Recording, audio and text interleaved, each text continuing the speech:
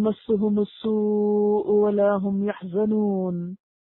اے نبی صلی اللہ علیہ وسلم کہہ دیجئے کہ اے میرے بندو جنہوں نے اپنی جانوں پر زیادتی کی ہے، اللہ کی رحمت سے مایوس نہ ہو جاؤ، یقیناً اللہ سارے گناہ معاف کر دیتا ہے، وہ تو غفور الرحیم ہے۔ پلٹ آؤ اپنے رب کی طرف اور مطیع بن جاؤ اس کے قبل اس کے کہ تم پر عذاب آ جائے اور پھر کہیں سے تمہیں مدد نہ مل سکے، اور پیروی اختیار کر لو اپنے رب کی بھیجی ہوئی کتاب کے بہترین پہلو کی قبل اس کے کہ تم پر اچانک عذاب آ جائے اور تم کو خبر بھی نہ ہو، کہیں ایسا نہ ہو کہ بعد میں کوئی شخص کہے افسوس میری اس تقصیر پر جو میں اللہ کی جناب میں کرتا رہا، بلکہ میں تو الٹا مذاق اڑانے والوں میں شامل تھا، یا کہے کاش اللہ نے مجھے ہدایت بخشی ہوتی تو میں بھی متقی لوگوں میں سے ہوتا، یا عذاب دیکھ کر کہے کاش مجھے ایک موقع اور مل جائے اور میں بھی نیک عمل کرنے والوں میں شامل ہو جاؤں، اور اس وقت اسے یہ جواب ملے کہ کیوں نہیں، میری آیات تیرے پاس آ چکی تھیں، پھر تو نے انہیں جھٹلایا اور تکبر کیا اور تو کافروں میں سے تھا۔ آج جن لوگوں نے خدا پر جھوٹ باندھے ہیں، قیامت کے روز تم دیکھو گے کہ ان کے منہ کالے ہوں گے، کیا جہنم میں متکبروں کے لیے کافی جگہ نہیں ہے؟ اس کے برعکس جن لوگوں نے یہاں تقویٰ کیا ہے، ان کے اسباب کامیابی کی وجہ سے اللہ ان کو نجات دے گا، ان کو نہ کوئی تکلیف پہنچے گی اور نہ وہ غمگین ہوں گے۔ قل یا عبادی الذین اسرفوا علی انفسہم، کہہ دیجئے اے میرے بندو وہ جو اسرفو زیادتی کر چکے ہیں، علی انفسہم اپنے نفسوں پر، اپنی جانوں پر، جنہوں نے خود پہ ظلم کر لیا۔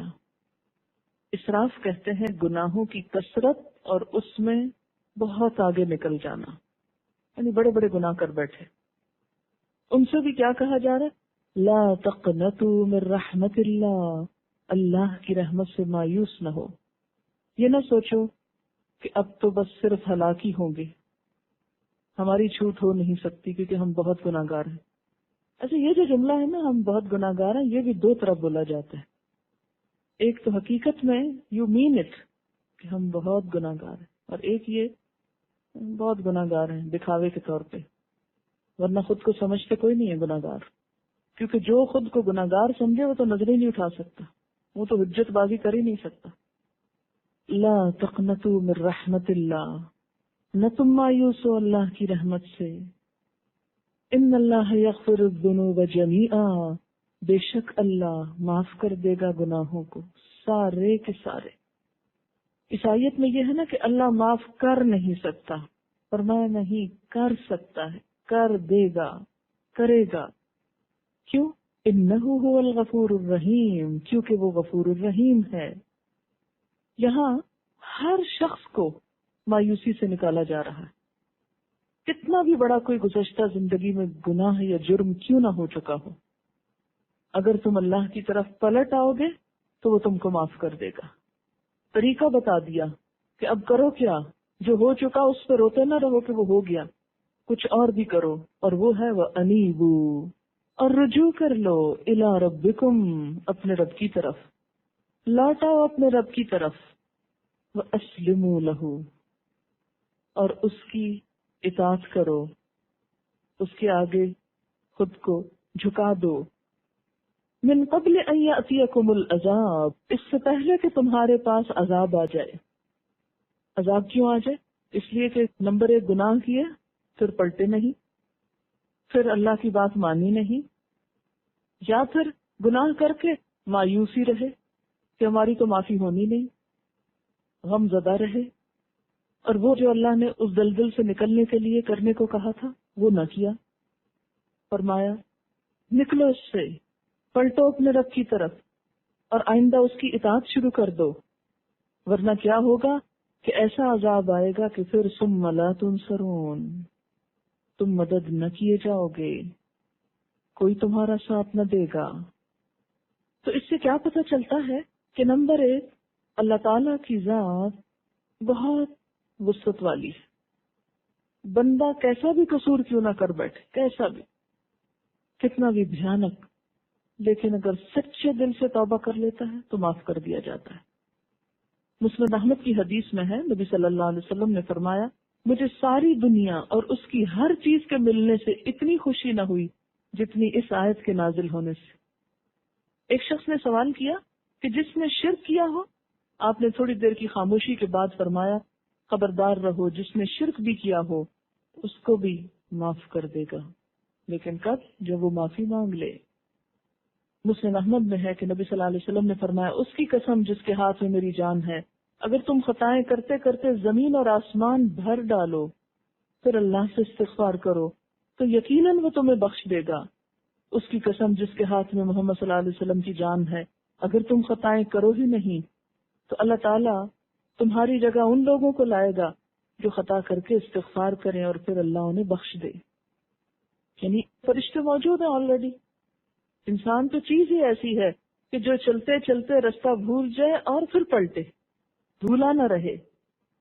اللہ کو یہ بات پسند ہے کہ انسان ہونے کے ناطے اس سے بھول تو ہو جائے لیکن وہ پلٹ آئے۔ بخاری اور مسلم کی حدیث سے ایک ایسے شخص کا حال معلوم ہوتا ہے بنی اسرائیل کے، جس نے 99 لوگوں کو قتل کیا تھا۔ پھر اس نے بنی اسرائیل کے ایک عابد سے پوچھا کیا اس کے لیے توبہ ہے؟ اس نے کہا نہیں، اس نے اس کو بھی قتل کر دیا۔ پھر ایک عالم سے پوچھا تو اس نے جواب دیا تجھ میں اور توبہ میں کوئی روک نہیں۔ اب دیکھیں، عابد کا جواب مختلف تھا، عالم کا مختلف تھا۔ حکم دیا موحدوں یا توحید پرستوں کی یا اللہ کی اطاعت کرنے والوں کی بستی میں جاؤ۔ چنانچہ یہ اس گاؤں کی طرف چلا، لیکن راستے میں ہی موت آ گئی۔ رحمت اور عذاب کے فرشتوں میں آپس میں اختلاف ہوا۔ اللہ تعالیٰ نے زمین ناپنے کا حکم دیا تو ایک بالشت بھر نیک لوگوں کی بستی جس طرف وہ ہجرت کر کے جا رہا تھا وہ قریب نکلی، اور یہ شخص انہی کے ساتھ ملا دیا گیا، اور رحمت کے فرشتے اس کی روح کو لے گئے، کیونکہ وہ سچے دل سے اس ساری دلدل سے نکلنا چاہتا تھا، اسی لیے وہ پوچھ رہا تھا۔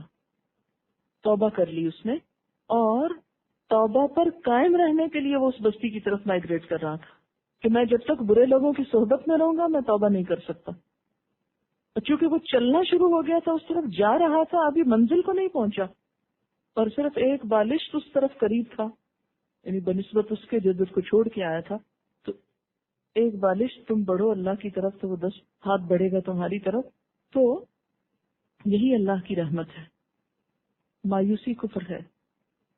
ایک شخص نبی صلی اللہ علیہ وسلم کے پاس آیا، اس نے اپنے گناہ پہ افسوس کا اظہار کیا۔ آپ نے فرمایا یہ دعا پڑھ لو، اللہم مغفرتک اوسع من ذنوبی ورحمتک ارجع عندی من عملی۔ اے اللہ، میرے گناہوں سے آپ کی بخشش زیادہ ہے اور اپنے عمل کی نسبت مجھے آپ کی رحمت سے زیادہ امید ہے۔ ہونا بھی یہی چاہیے کہ اپنے عمل پہ بھروسہ نہ ہو کہ اس کی وجہ سے میں بخشا جاؤں گا، نہیں، میرے عمل تو کچھ نہیں اگر تیری رحمت اس سے بڑھ کر ہے۔ یہاں اس آیت کا یہ مطلب نہ سمجھا جائے کہ انسان جی بھر کے گناہ صرف اس لیے کرے کہ چونکہ اللہ تعالیٰ معاف جو کرتا ہے، اس لیے اس امید پہ گناہ کیے جاؤ، دوسروں پہ ظلم و زیادتی کیے جاؤ۔ جہاں وہ غفور الرحیم ہے وہاں قرآن پاک میں دوسری جگہ عزیز ذو انتقام بھی ہے۔ نبئ عبادی انی انا الغفور الرحیم وان عذابی هو العذاب العلیم۔ اے نبی صلی اللہ علیہ وسلم، میرے بندوں کو خبر دے دیجئے کہ میں بہت درگزر کرنے والا اور رحیم ہوں، مگر اس کے ساتھ میرا عذاب بھی نہایت دردناک عذاب ہے۔ اور پھر جب معافی مل جائے، پچھلے گناہ معاف ہو جائیں، تو کیا کرنا ہے؟ انیبوا الی ربکم، اپنے رب کی طرف لوٹ جانا ہے، رجوع کرنا ہے، واسلموا لہ، اور اپنے آپ کو اس کے حوالے کرنا ہے، اس پہ بھروسہ بڑھ جائے، اس کی طرف قدم اٹھنے لگے، اس سے پہلے کہ عذاب آ جائے، جیسے اس شخص پر موت آ گئی تھی۔ ثم لا تنصرون، اگر اس کی موت توبہ کے بغیر حالت میں ہوتی تو پکڑ ہو جاتی۔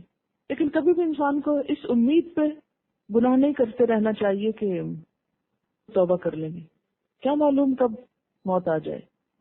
واتبعوا، توبہ کو برقرار رکھنے کے لیے اور کیا کرنا ہے؟ اتبعوا، پیروی کرنی۔ احسن ما انزل الیکم من ربکم، بہترین حصے کی جو تمہاری طرف تمہارے رب کی طرف سے نازل کیا گیا ہے. کیا چیز ہے وہ؟